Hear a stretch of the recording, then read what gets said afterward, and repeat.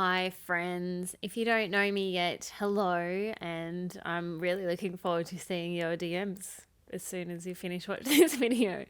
My name is Zoe Winther. I'm the founder of Pickford Media, among many other things. Today, I want to talk about something that has been in the news last week, and that is what's happened with Pauline Hanson. Now, she is not someone who has shied away from headlines over the years, and she is definitely not shied away from saying things that might cause offense. But something that is a little bit different this time is that she has been dropped by Today. So she had a somewhat regular segment. She was frequently on, no, I don't want to say frequently, on from time to share her views and opinions on various topics.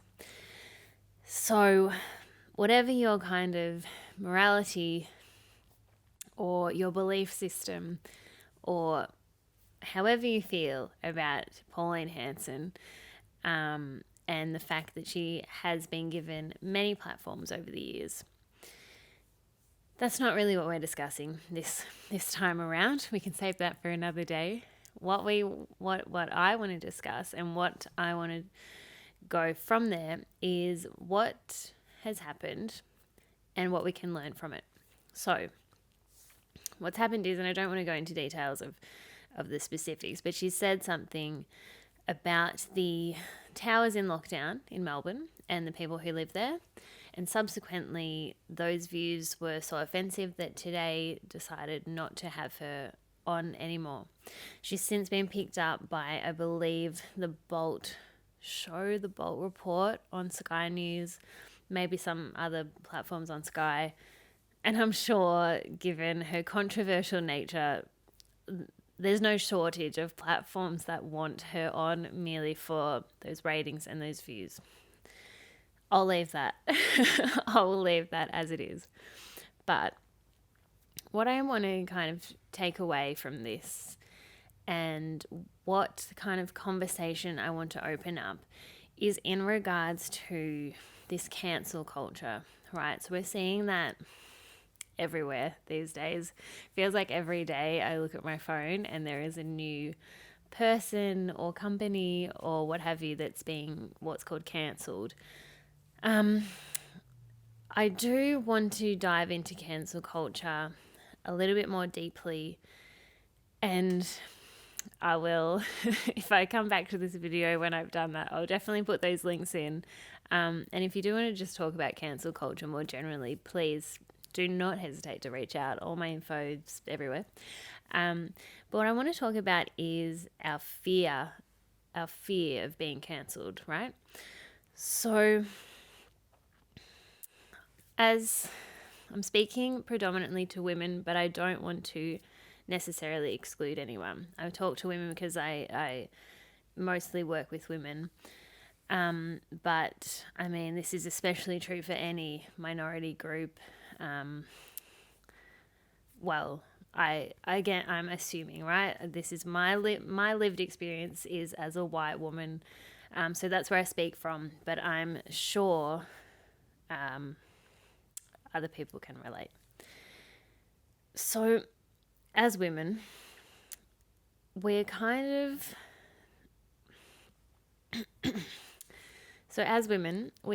of always have these reasons not to put ourselves out there, right? So we've kind of been raised in this society and a culture of take up as little space as you can, be seen and not heard. Typically, the man has power dominance. Going back in history, it's men who have been educated, men in those positions of power, priesthood, politics, in medicine, all of these things that we've kind of been silenced on for years and years. It's a very long history as a woman of being silenced and being told to just be quiet, take up less space,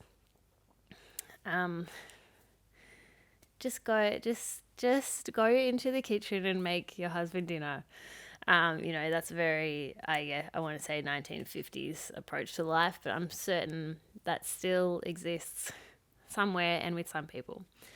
And maybe it also didn't exist with some people in many places.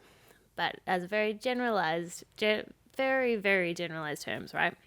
We've had a strong history and a long history of being less than, being told that we're less than.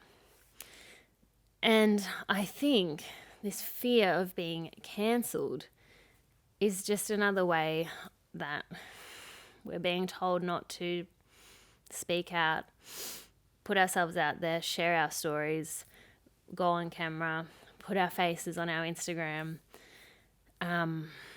tell people about ourselves. All of these things that we kind of really, really need to do as women in business, if we have our own businesses, as entrepreneurs, as just leaders in our field or our community or our family, we need to put ourselves out there. But this fear of being cancelled is holding us back. And it's just another bullshit excuse and bullshit reason to not do something. And I think it all has started with this idea that everything we do online lives forever on the internet. So I know there are going to be people who say, yes, that's true. Anything that we ever publish online can be found, right? I don't necessarily disagree. In a very technical sense, this may indeed be true. You can argue for encrypted messages, whatever you like. But for the most part, yeah, okay, I'll submit maybe in that technical sense it's true. But I think this idea has been spread, particularly with women, the old be careful what you post on Facebook because in 5 years a potential employer might find that. So you don't want to be embarrassing. You don't want to be embarrassed by some clothes you wore or behavior you partook in, and there's been a photo of a night out or whatever that's been published online. So clean up your profiles. I was told this in uni, make sure our profiles, Facebook, Twitter, whatever it is, are squeaky clean so that there's no possibility of being embarrassed basically in the future. And it felt extremely skewed to the women. I really don't think the boys had the same fear, same fear of being embarrassed in the future. And I think this idea of the fear of, like, if I say something online, if it's a little bit controversial, in 10 years or whatever, someone might find it and then I'll be cancelled. So I won't say anything. I'll stay silent and I'll stay small and I won't do anything at all. And I just wanted to bring attention to that. Yes, in this extreme case with Pauline Hanson, it has happened. But the flip side of that is, I think so many platforms still want Pauline Hanson on their show. This one platform may have decided to cut their ties. Is that the saying with her? But there's always going to be another platform that will be happy to have her on. So I wanted to share that piece. Just a little bit of food for thought, I guess. A bit of a takeaway from what's happened. Don't let it affect you. Don't let that be another fear, another reason, because we do need to hear your story. We need to hear your message. We need to know what you do. You need to communicate with us what your business does and why it does it and what's so great about you and about your business and the work that you do. And I just think that's so much more important than the fear of being cancelled. So yes, if you put something out there, it may exist on the internet for a long time, but the way that we consume so much of our media right now, it's through stories, which last 24 hours. It's a lot of live video, which it can be just for that moment and then deleted. Things don't have to last forever. If you're not proud of something that you've done in the past, you can clean it up. There's always a risk that someone may have downloaded it and and we'll bring it up in the future. But realistically, that is not the probability is so low that it's not a good enough excuse or reason. So I'm going to call you out on that. That's it for me today. Thank you for watching. And please get in touch if any of this resonates. If you're vibing with what I'm saying, I would love to chat about anything. Thanks so much for watching.